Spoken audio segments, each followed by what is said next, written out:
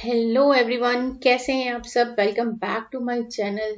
आज हम लेके आए हैं कैश फ्लो स्टेटमेंट्स का पार्ट 4, जिसमें हम सीखेंगे कि provision for taxation cash flow statements में कैसे रिकॉर्ड होती है। बहुत से बच्चों को इस बात को लेके कंफ्यूजन रहती है कि प्रोविजन फॉर टैक्सेशन का मैम हम कैसे रिकॉर्ड करें। हमने एक छोटी सी एग्जांपल ली है आपके लिए कि प्रोविजन फॉर टैक्स अगर क्वेश्चन में दिया होता है कैश फ्लो स्टेटमेंट में 31 मार्च 2022 को आपका दिया है 50,000 और 2023 का दिया है आपको 75,000। ये है ओपनिंग बैलेंस और ये है क्लोजिंग बैलेंस। ये बात तो हमें पता है क्योंकि ये 22 को है और ये 23 का है। उसके बाद टैक्स पेड ड्यूरिंग द एक एडिशनल इन्फॉर्मेशन दी हुई है कि टैक्स पे किया 65,000। तो हम क्या करेंगे, वर्किंग नोट्स में जाएंगे, प्रोविजन फॉर टैक्स का अकाउंट बनाएंगे। अकाउंट में आपने पहले तो ओपनिंग बैलेंस डाल देना है 50,000 जो आपको यहाँ पे 22 का दिया है, फिर 23 का आपको दिया है 75, ये आपका क्लोजिंग बैलेंस बन जाएगा। फिर जो ये इंफॉर्मेशन दी है कि tax paid during the year, बच्चों टैक्स पेड का मतलब यहाँ पे हम करेंगे कि पेमेंट हुई है, यानी टू बैंक। तो पेड वाली जो अमाउंट होती है वो हम यहाँ लिख देंगे क्योंकि ये पेमेंट हुई है।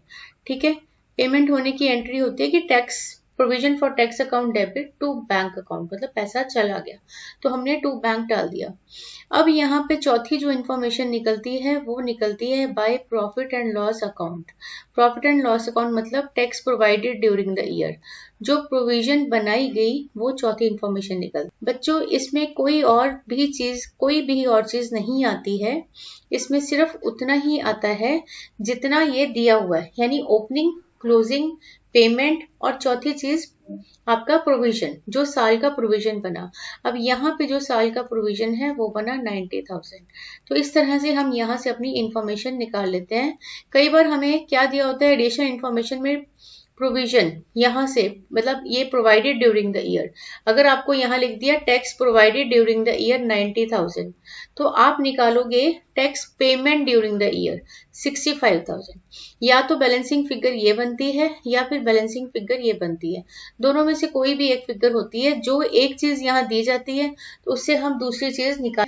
तो अब यहाँ से जो हम सबसे पहले जो हमने वीडियो में किया था कैश फ्लो, जो एनपीबीटी यानी नेट प्रॉफिट बिफोर टैक्सेस वाला कैलकुलेशन, उसमें आता है ये प्रोवाइडेड, ये साल वाला जो है वो उसमें ऐड कर दो। उसको बड़ा शॉर्ट फॉर्म है उसका, पीपीआईआर करके आप ऐड उसको लर्न कर सकते हैं।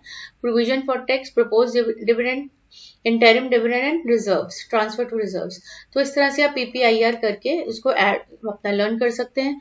एनी एक्स्ट्राऑर्डिनरी आइटम्स, कोई एक्सपेंस है तो प्लस और कोई एक्स्ट्राऑर्डिनरी इनकम है तो माइनस।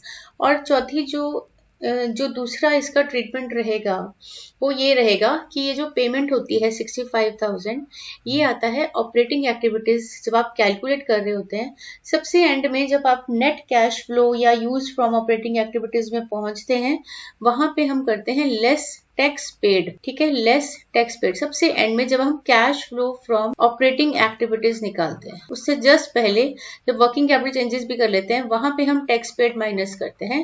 तो यहाँ पे हमारा 65,000 है, वहां 65,000 को माइनस करके cash flow from operating activities निकालते हैं। तो ये है प्रोविजन फॉर टैक्सेशन। इसके साथ ही एक और चीज याद रखना कि कई बार ओपनिंग और क्लोजिंग बैलेंसेस दिए जाते हैं और आप लोगों ने उसकी ट्रीटमेंट करनी होती है। जब ओपनिंग और closing balance provision for tax के दिए हों और कोई अदर एडिशनल इंफॉर्मेशन नहीं दी जाती, तो जो ओपनिंग बैलेंस है ये tax paid during the year होगा, यानी कि आउटफ्लो होगा under cash flow from operating activities, यहीं पे आउटफ्लो होगा। और जो क्लोजिंग बैलेंस होता है इसको हम पीपीआईआर में, एनपीबीटी में ऐड कर देते हैं because it is the provision made during that.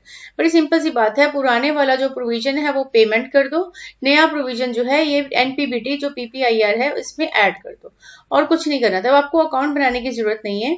ये अकाउंट तब बनता है जब आपको कोई एडिशनल इन्फॉर्मेशन दी हो। एडिशनल इन्फॉर्मेशन या तो पेमेंट की दी होती है या प्रोवाइडेड की दी होती है, तो ये चीज आप याद रखोगे। तो इस तरह से आपका ये प्रोविजन फॉर टैक्सेशन की ट्रीटमेंट इतनी ही है। आई होप कि आपको ये समझ आ गया हो, ये वीडियो समझ आई तो कमेंट करते रहिए एंड सब्सक्राइब कर दीजिए एंड डू लाइक इट। अगर आपको इसी तरह से और छोटे छोटे टॉपिक क्लियर करने हैं तो do comment me so that I will clear the topics to you. Thank you.